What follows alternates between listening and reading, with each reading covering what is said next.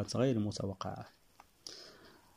أعراض السحر الهوائي: صداع متنقل، طنين في الأذن، خفقان القلب، رعشة في الكتفين، اختناق مفاجئ، كوابيس فيها طيران أو مطاردة من الطيور، ألم في مؤخرة العنق، تنميل الرأس، عدم التوازن، حساسية من الروائح، تقلب المزاج مع تغير الطقس.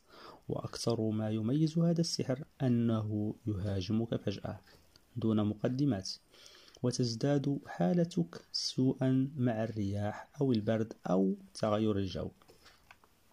السحر الهوائي قد يسبب أيضا الشعور بالضيق المفاجئ عند المرور بأماكن بها رياح قوية أو وجود أشجار عالية.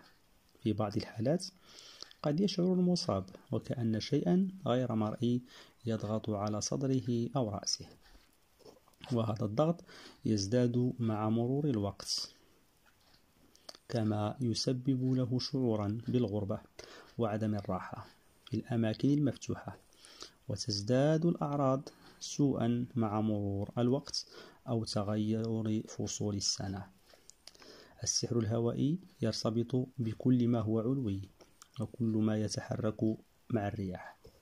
في بعض الحالات يرتبط